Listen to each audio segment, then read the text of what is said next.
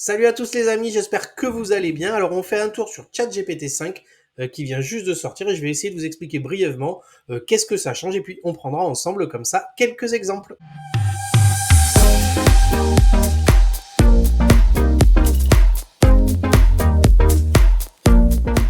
Salut à tous, alors nous voilà sur ChatGPT où vient de sortir du coup GPT-5 et je vais essayer de vous expliquer rapidement, sans rentrer dans des détails techniques absolument imbuvables. Vous avez des super vidéos sur YouTube qui font ça très bien.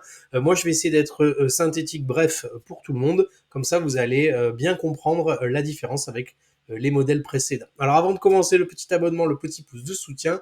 N'hésitez pas à rester parmi nous si le contenu vous plaît, je vous mets en description le lien vers mes formations intelligence artificielle si vous avez envie de venir vous former avec moi. Et puis, on commence tout de suite.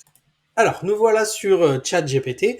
Et alors, la première différence majeure, c'est que en fait, ChatGPT 5 va réunir tous les anciens modèles précédents. Vous savez, il y avait le 4O machin, le truc mini. Enfin, vous savez, il y avait tout un tas de GPT, de modèles de langage de ChatGPT qui étaient ici et qui servaient un peu plus pour le code, un peu plus pour etc. Et là, en fait, tout a été réuni à l'intérieur de GPT-5, c'est-à-dire que c'est lui qui va choisir le modèle le plus approprié pour vous donner la réponse. Ça va pas être à vous d'aller sélectionner celui qui va être le plus intéressant. Il va le faire tout seul. Alors, on a la possibilité de revenir aux anciens, à l'ancien modèle, c'est-à-dire que là, vous voyez, j'ai que GPT-5 et 5 Thinking. Et si je vais dans les paramètres, ici, à cet endroit-là, et que je vais ici, vous voyez, j'ai un petit truc qui s'appelle afficher les anciens modèles. Donc j'ai la possibilité de recocher afficher les anciens modèles ou qui me repropose GPT-4, etc. Donc on a plus de voix, il me semble ici, pour la conversation vocale. Comme j'ai réactivé, je peux réutiliser le chat GPT-4 d'avant du coup, puisque j'ai coché tout à l'heure dans la petite case.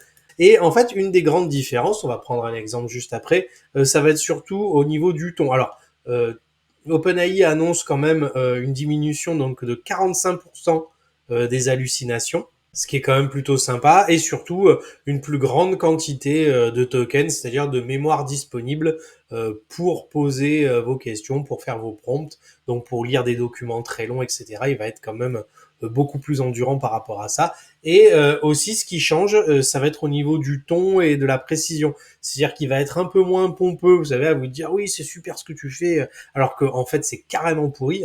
Et il va moins relancer les questions. Enfin, il va essayer d'aller à l'essentiel, d'être beaucoup plus synthétique, précis et surtout moins faillot. En fait, si c'est pourri, il va avoir tendance quand même à plutôt vous le dire. Alors on a aussi des intégrations en termes de nouveautés. Si toujours je vais dans les paramètres ici, donc je vous ai dit qu'on pouvait revenir aux anciens modèles.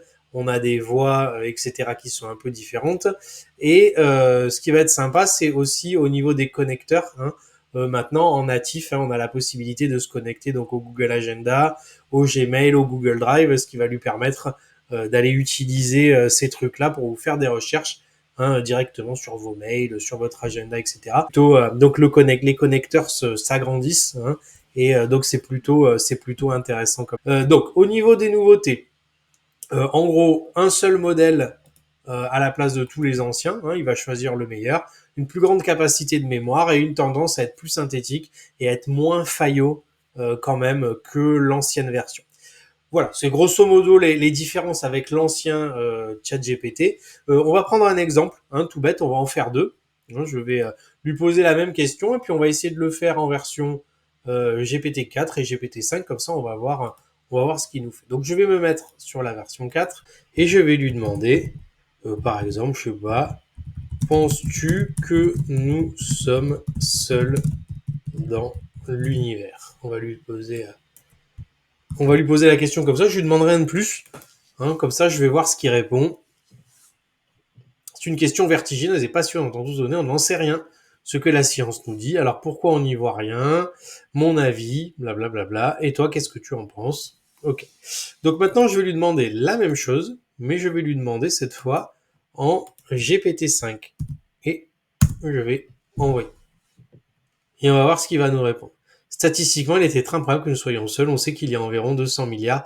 La question n'est pas vraiment, etc. Bref, je dirais. Ah, vous voyez la différence, hein, c'est-à-dire que dans celui de tout à l'heure, hein, il a été un peu plus, vous voyez, il s'étend un peu, il s'éparpille, il prose un petit peu, c'est un petit peu, alors que, hein, vous voyez, alors que dans la version GPT-5, vous voyez que il est déjà, il paraphrase pas, il est voilà, statistiquement, il répond à la question, puis conclusion, etc., etc. Vous allez voir en l'essayant, il est beaucoup plus synthétique, il est beaucoup moins faillot. Il va pas vous dire que c'est forcément une bonne idée.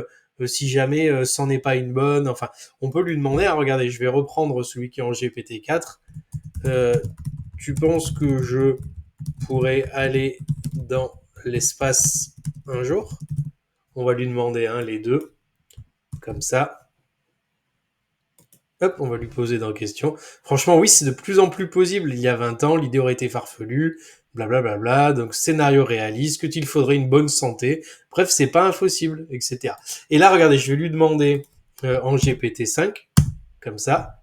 Et vous voyez, honnêtement, oui, mais pas façon, mais plutôt touriste de l'espace, etc. On est dans une époque où, hein, vous voyez, il est moins flottant, il est moins je rêve, je suis super enthousiaste, etc. Hein, c'est vraiment, vous voyez, est-ce qu'il te faudrait 3 scénarios, etc.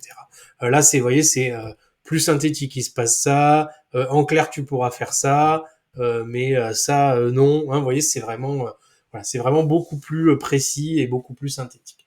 Par contre, faites attention, hein, il y a des retours quand même comme quoi certains utilisateurs ont été peut-être un peu déçus ou comme quoi les anciens modèles fonctionnaient un peu mieux. Donc faites quand même attention quand vous l'utilisez. Mais voilà ce que je peux vous dire déjà en vulgarisant grossièrement sur ChatGPT 5. Voilà, c'est tout pour cette petite vidéo exceptionnelle. N'hésitez pas à me dire ce que vous en avez pensé. Si vous avez essayé, si la vidéo vous a plu, moi je vais vous dire à bientôt. Salut!